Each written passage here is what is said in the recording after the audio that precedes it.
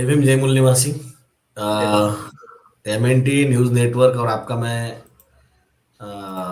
बहुत शुक्रिया अदा करता हूँ कि आपने इस प्रासंगिक विषय को चुना है, क्योंकि अभी 25 दिसंबर से राजमंड्री में बामसेप का राष्ट्रीय अधिवेशन जो है वो शुरू होने वाला है।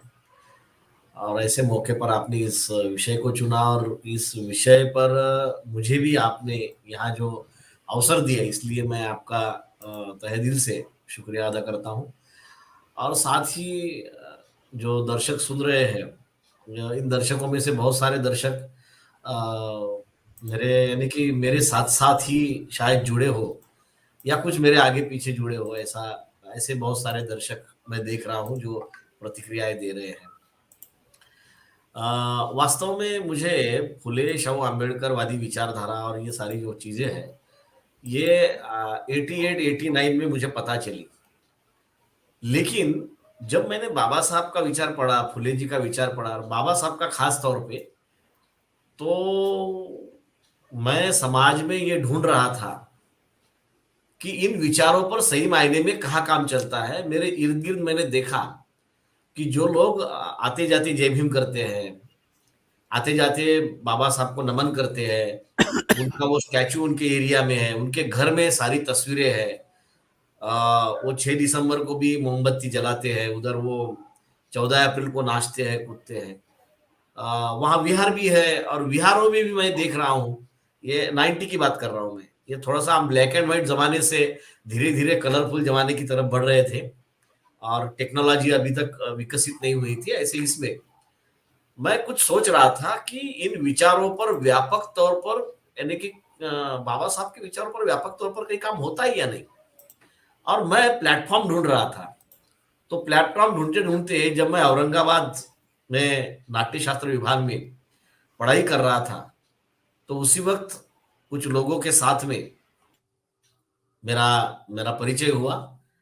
और खास तौर पे यानी कि मैं जहां रहता था वही बामसेप का ऑफिस था, और उसी ऑफिस के दौरान वहां पे फिर ऐसे वो गंगावली साहब कभी आते थे, खापर्डे साहब आते थे, सब लोग आते थे।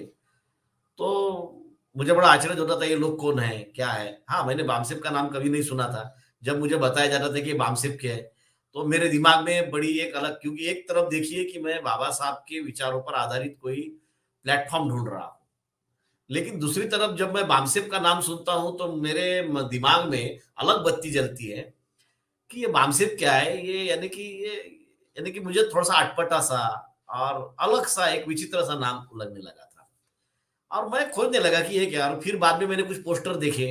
उस पोस्टर पर एक जगह मैंने फुले बाबा साहब, फुले और बाबा साहब, बस ऐसे दो ही फोटो। तब यानी कि तब किसी तीसरे का फोटो नहीं छपाया जाता था, बस दो ही महामानवों के फोटो छपाए जाते थे सारे पोस्टरों पर और सारे पॉम्पलेट्स पर। फिर 92 का अधिवेशन था। 91 से मैं वहां पे ये था, लेकिन 92 का जब अधिवेशन था टकसाली मंगल कार्यालय औरंगाबाद, उसके तैयारी के लिए हमारे एक साथी, एक पुराने साथी तब के, वो एडवोकेट प्रकाश सोनवणे जी आए। और फिर उनके साथ में मेरी बहुत 15-20 दिन बड़ी चर्चा हुई, गहरी चर्चा हुई।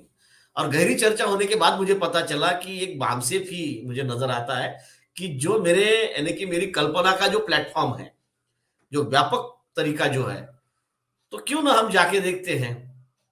और इसलिए मैं जो है, तो टकसाली मंगल कार्यालय औरंगाबाद, अक्टूबर में वो अधिवेशन हुआ था। तब अधिवेशन अक्टूबर में हुआ करते थे, क्योंकि वो जो है 91 91 92 93 94 ये सारे अधिवेशन, वो जो है लगभग 97 तक जो अधिवेशन है, वो 96 तक जो अधिवेशन है वो अक्टूबर में हुआ करते थे। उसके बाद में फिर दिसंबर में आ गए। और यही दौर है बामसेप का, यही जो दौर है, ये 90 से 2000 का जो दौर है ना, ये 10-12 साल का, ये बड़ा ही कठिन दौर है। क्योंकि सही मायने में मैं ये समझता हूं कि बामसेप ने जो आकार लिया, बामसेप ने जो भी सीखा, और बामसेप एक संगठन करके जो उभरा, तो इसी दशक में उभरा हुआ है। तो मैं बात कर रहा था अधिवेशन के मेरे अनुभव की। टकसाली मंगल कार्यालय औरंगाबाद, मैं अभी तक नहीं भूला। वो मेरा बड़ा संस्मरण रहा। मैं गया, देखा, तो देख रहा हूं कि सूट बूट पहने सब लोग हैं, जब मैंने इंक्वायरी की तो मुझे ये पता चला कि यहाँ आया हुआ 95% जो शख्स है, जो लोग हैं वहां पे इकट्ठा हुए, वो सारे के सारे नौकरी पर है। कोई क्लास 1 है, कोई क्लास 2 है, कोई क्लास 3 है, कोई चपरासी भी है, और वो सारे हैं। यानी कि अलग अलग पदों पर वो सारे कर्मचारी है, लेकिन वो सारे कर्मचारी ही है। मुझे आम जनता जो है, ये जो मास पब्लिक जो है, वो मुझे वहां नहीं दिखाई दी। तो मुझे केवल ये सारा, और जो मैंने कभी नहीं देखा था।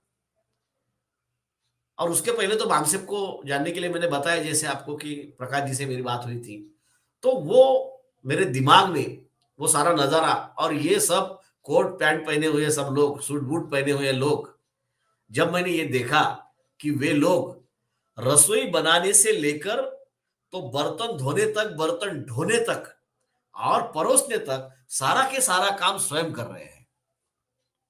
और उसमें क्लास 1 भी है, क्लास 2 भी है, क्लास 3 भी है। ऐसा नहीं है, कोई नहीं छूटा उसमें। और हर आदमी उसी शिद्दत के साथ में, उसी ताकत के साथ में वो काम कर रहा है। मुझे बड़ा आश्चर्य हुआ, मैं तब पढ़ा करता था, मैं तो विद्यार्थी था। और विद्यार्थी होने के बाद में जब मैंने वो सब देखा, तो मैं भी उस काम में ऐसे उनके साथ में मैं जुड़ गया। वो बर्तन ढोना, बर्तन धोना, फिर वो रसोई बनाने में सहयोग करना, ये सारी बातों में। और सब लोगों से मैं यानी कि दिल खोलकर ऐसी बातें करने लगा, वो लोग भी मेरे साथ दिल खोलकर बातें करने लगे। और अचानक एक ऐसी बात आई सामने कि हमने विद्यार्थियों में भी लोग खड़े करने चाहिए। और तब मुझे एक विद्यार्थियों का उन्होंने एक सेशन जो है वो रखा था, और उस सेशन में मुझे अवसर मिला। और मुझे नहीं पता मैंने कितना सही कहा, कितना गलत कहा, लेकिन मेरा वो जो भाषण हुआ, तो मेरे उस भाषण के बाद में मुझे उस पंडाल में, उस अधिवेशन में शामिल जितने भी लोग थे, उन सभी लोगों ने मानो उनके घर का कोई एक बच्चा बड़ी सफलता के साथ में कोई एक जैसे युद्ध जीत कर आया हो।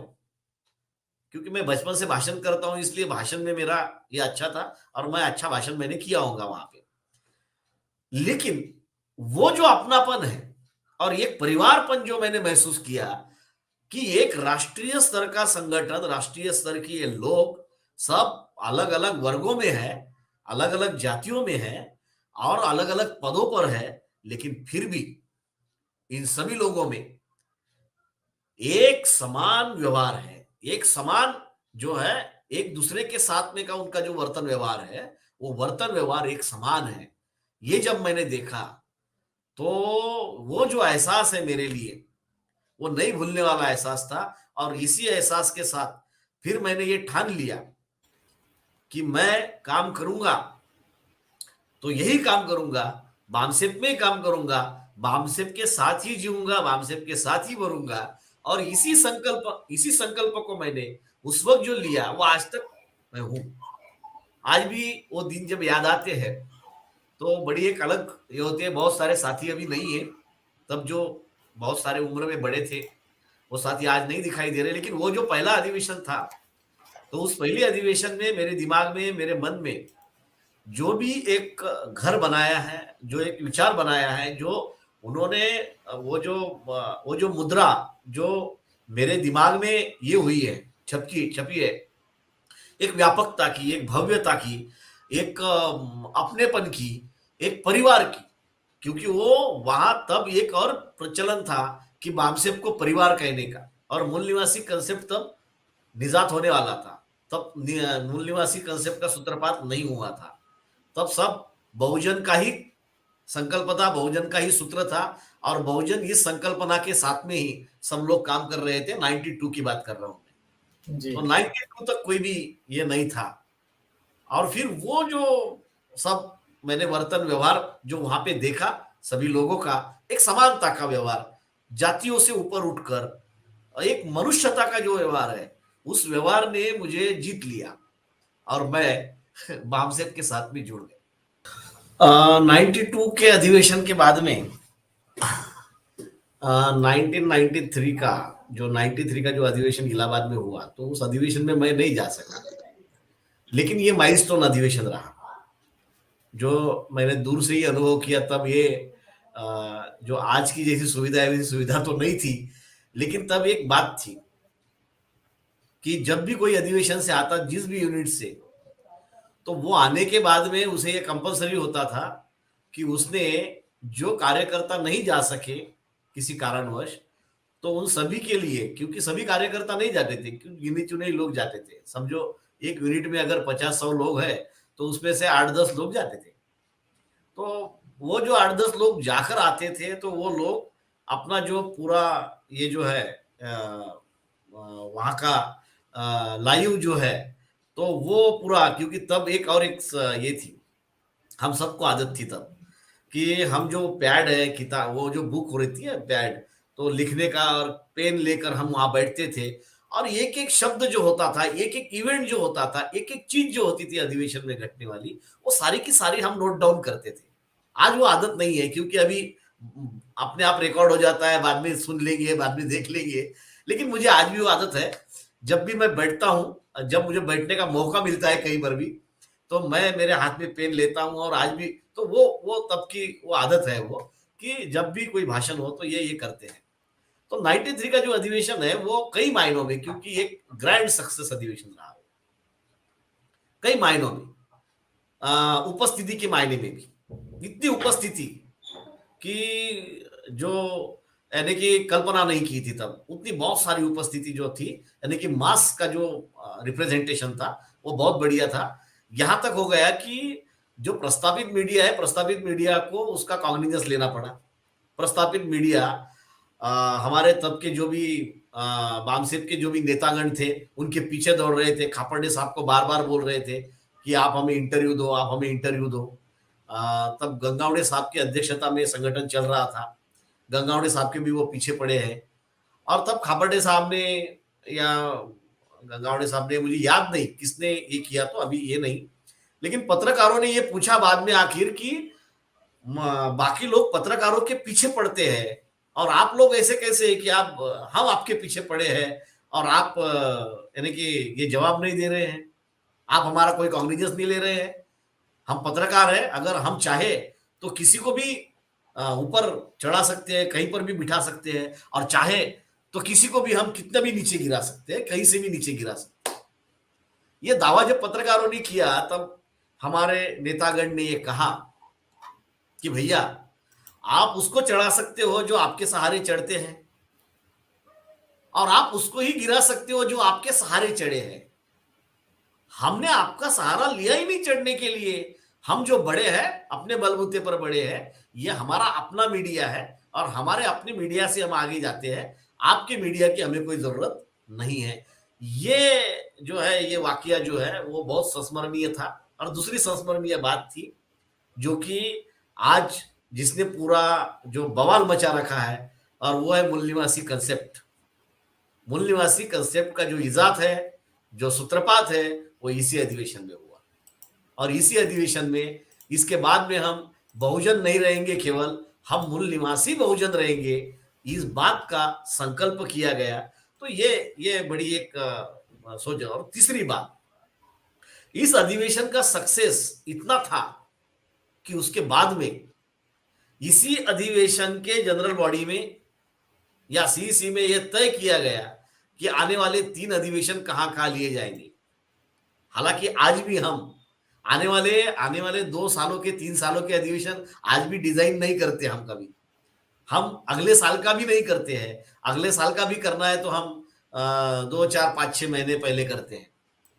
लेकिन देखिए, आत्मविश्वास, ये 93 के अधिवेशन ने जो आत्मविश्वास दिया था, वो ये दिया था कि उन्होंने 3 साल के अधिवेशन डिक्लेयर कर दिए। जो है, वहां से जाने के बाद में 94 का अधिवेशन नागपुर को होगा, 95 का अधिवेशन जो है वो जलंधर को होगा, और 96 का अधिवेशन जो है वो आगरा में होगा। तीनों तीनों अधिवेशन डिसाइड कर दिए गए, और उसका एक मकसद भी बताया गया, जो था कि ये तीनों शहर जो है वो, यानी कि यहां से जो है, यहां से हमारे दुश्मनों की गतिविधियां जो है वो सेंट्रलाइज होती है। और अगर इस सेंट्रलाइज गतिविधियों को अगर धक्का देना है, और हमारे लोगों का मनोबल अगर बढ़ाना है, तो उस मनोबल को बढ़ाने के लिए हमें इन शहरों में अपना कदम रखना पड़ेगा। देखिए, जहां पे हमारे शत्रुओं का वर्चस्व है, वहां हम सक्सेस अधिवेशन लेने की सोच जो है वो कर रहे हैं। तो ये जो कामयाबी है, ये जो सफलता है, ये 93 के अधिवेशन ने दी, और 93 के अधिवेशन में ये मनोबल भी नेतृत्व का बढ़ाया, कार्यकर्ताओं का बढ़ाया, और इसी के कारण फिर 94 का संस्मरणीय अधिवेशन जो है वो नागपुर का हुआ। नागपुर का अधिवेशन ग्रैंड सक्सेस रहा। वो भी प्रतिनिधित्व के मामले में और बाकी सभी मामलों में, और साथ साथ विषयों के मामले में भी एक संपूर्ण अधिवेशन रहा। लेकिन इसी अधिवेशन में, जहां तक मेरी जानकारी है और जहां तक मैं, यानी कि मेरी याददाश्त है, तो इसी अधिवेशन में माननीय गंगावड़े साहब ने अपने आप को फुल टाइमर घोषित किया, पूर्णकालिक कार्यकर्ता घोषित किया इसी अधिवेशन में। और उसके पहले ही, कुछ समय पहले ही, खापर्डे साहब ने भी अपने आप को पूर्णकालिक कार्यकर्ता घोषित किया था। खापर्डे साहब तो खैर पहले से पूर्णकालिक कार्यकर्ता न होते हुए भी पूर्णकालिक कार्यकर्ता ही रहे। वे हमेशा अपना पूरा समय जो है उन्होंने बामसेब को ही दिया, उसके अलावा और अन्य कहीं समय दिया नहीं। लेकिन गंगावड़े साहब जो कि क्लास 1 ऑफिसर थे, 8 साल की सर्विस बाकी थी, और 8 साल की सर्विस बाकी रहते हुए उनके घर वाले ये कहते हैं कि आप जो है, आप अभी रिटायरमेंट ले लो और आप अभी संगठन को पूरा समय दे दो। और ये जो प्रेरणादायी चीज होती है, तो ये, यानी कि हम जिस नौकरी में हैं उस नौकरी में और शायद उनके और 2 प्रमोशन हो सकते थे, 3 प्रमोशन हो सकते थे, और बहुत सारा मुनाफा जो है सर्विस के अंदर हो सकता था, बहुत बड़ी उनकी पेंशन भी बढ़ सकती थी। लेकिन ये इन सारी चीजों पर पानी फेर कर गंगावड़े साहब ने जो पूर्णकालिक कार्यकर्ता के रूप में अपने आप को वहां पे जो समर्पित किया, तो वो इस अधिवेशन की बहुत बड़ी खासियत रही। डिसिप्लिन के मामले में अधिवेशन माइलस्टोन रहा। यहाँ पे ही सही मायने में जो बीवीएफ का जो रोल है वो बड़े ही अच्छे ढंग से सामने आया। यहाँ पे तब वो कमांडर जो कमांड करने वाले थे, गुजर साहब, गणेश गुजर, जो कमांडो थे उसके बीवीएफ के, और उन्होंने जो कमांड संभाली थी, और वो जो बीवीएफ का जो भी स्वरूप जो है वो हमें नागपुर के इस अधिवेशन में दिखाई देता है। वहां पे पूरा जो परिसर, जो दीक्षा भूमि में वो अधिवेशन हुआ था, दीक्षा भूमि के मैदान में, और पूरा पूरा पूरा पैक था, और किसी को भी बाहर जाने की ये नहीं थी। ये तो हर अधिवेशन की एक अपनी एक ये रही है, उपलब्धि रही है कि कार्यकर्ताओं को सुबह से 9 बजे से लेकर रात के 9 बजे तक 12 घंटे जो है, 12 घंटों में से खाने पीने का समय अगर छोड़ दिया तो समझो 12 में से 2 घंटे अगर इधर चले भी जाते हैं तो 10 घंटे लगातार बैठना, 10 घंटे सुनना, 10 घंटे इन चीजों को आत्मसात करने की, जो यानी कि अपनाने की जो चीजें होती है, सुनने की जो चीजें होती है, वो इसकी माइलस्टोन रही है। उसके बाद में 95 का जो जलंधर का अधिवेशन रहा, उसमें थोड़ा बहुत हमारी अनबन हमें दिखाई दी कि जिसके कारण हम आगरा का तीसरा अधिवेशन नहीं ले सके।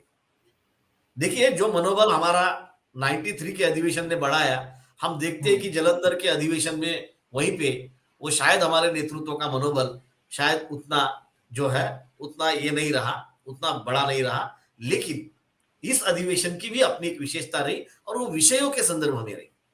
वो ये रही कि यहाँ पे उन्होंने मौलानावाद, जैसे इधर ब्राह्मणवाद है, तो यहाँ मौलानावाद, वो उसके बाद में वो सब्जेक्ट नहीं लिया गया, लेकिन वो सब्जेक्ट को लेने के बाद में जो सही मायने में हम अल्पसंख्यकों में जाने के लिए तैयार हो गए, और ये सब्जेक्ट भी वहां पे जिस यानी कि सरलता से और बहुत ही अच्छे ढंग से चलाया गया।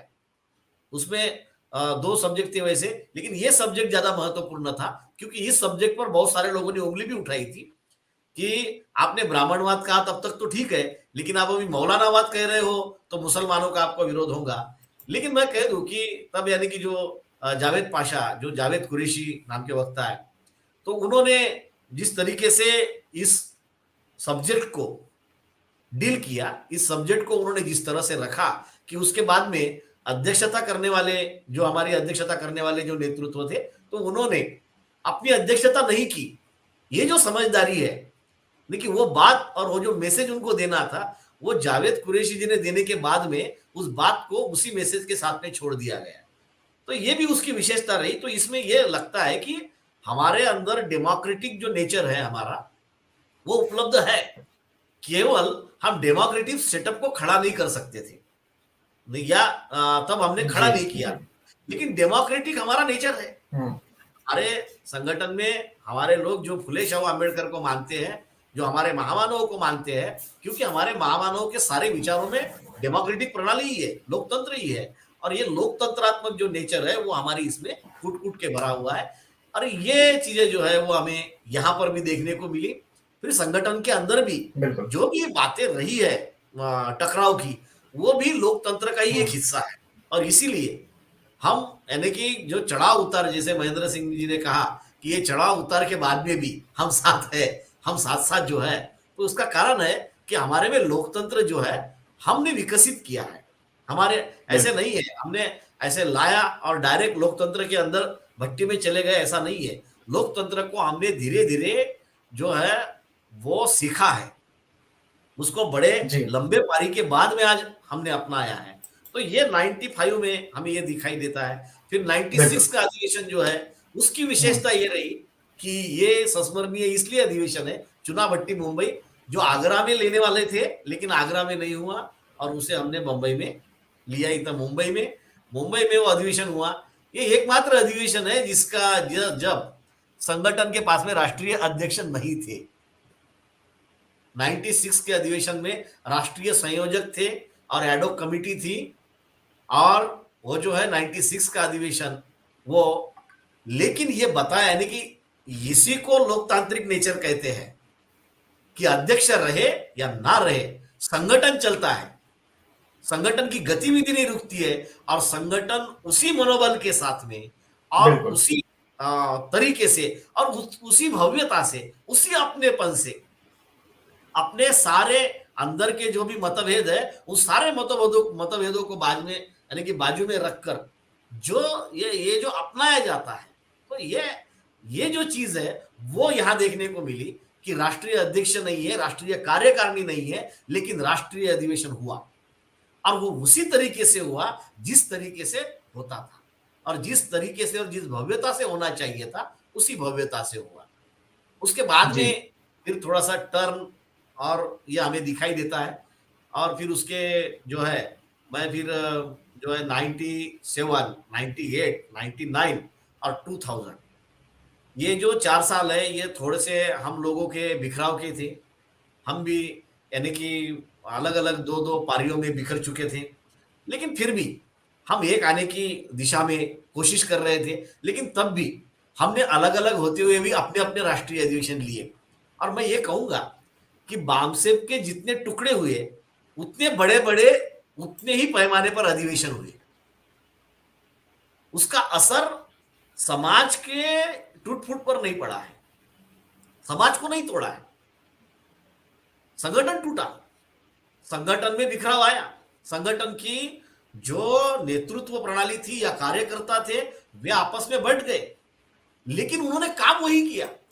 सिचुएशन वही है, संकल्पना वही है, विचार भी वही है, उद्देश्य भी वही है। लेकिन एक साथ मुझे नहीं लगता कि कोई ऐसा संगठन हो कि जिसके एक साथ देश के अंदर 10-10, 15-15 राष्ट्रीय अधिवेशन चल रहे हो। और ये केवल बामसेप में हुआ है, और बामसेप ने ये कर दिखाया है। और इसके बावजूद भी हम्म। आज बामसेप जो है वो सेंट्रलाइज हो रहा है और सेंट्रलाइज हो बिल्कुल। चुका है। तो ये इसके संस्मरण जो है वो इस तरीके से। और फिर 99 का अधिवेशन भी संस्मरणीय रहा, बहुत सारे मामलों में, प्रतिनिधित्व के मामले में भी। और उसके बाद में जो है खापर्डे साहब 97 से उन्होंने कमान संभाली थी अध्यक्षता के, 97, 98 और 99 में फिर उनका जो है, तो 99 के अधिवेशन के बाद में 2000 तक वो रहे। और जी उसके बाद में जो है वो अध्यक्ष चेंज हो गए। तो ये जो जी। संस्मरण है अधिवेशनों के, कई यानी कि विषय बिल्कुल। और घटनाएं और बहुत सारी सीख देने वाले, ये मेरे जी जो डॉक्टर संस्मरण, सर। और हम्म। बहुत सारे हैं, लेकिन समय के अभाव में मैं सभी बिल्कुल। बातों को नहीं रख पाऊंगा। तो ये जो है ये संस्मरण कि जिसने मुझे मजबूत बनाया। मैं अभी कोई भी संकट हो और कितना भी बड़ा धक्का हो, मुझे अभी ऐसा नहीं लगता कि अभी कुछ ये हो रहा है, भूचाल आ रहा है। हम उसको हम्म। माइंड नहीं करते। हमारा जो मनोबल है वो हमेशा हमारे संगठन ने जो है, बिल्कुल। भामसेप ने उस मनोबल जिस बहुत बहुत तरीके से शुक्रिया सर जी। सेक दिया भट्टी पर, जैसे भट्टी पर सेकते हैं ना, और जी सेक कर जी ऐसा जी। मजबूत बनाया जाता है। तो हम ये कहेंगे कि 90 का जो दशक रहा, 90 से लेकर तो 2000 तक का, तो हमें सेकने का रहा, और हम अच्छी तरह से सीख गए। और इसीलिए महेंद्र सिंह जी हो, रामलाल जी हो, मैं हूं, तो हम लोग हटने वाले नहीं है, डटने वाले लोग हैं।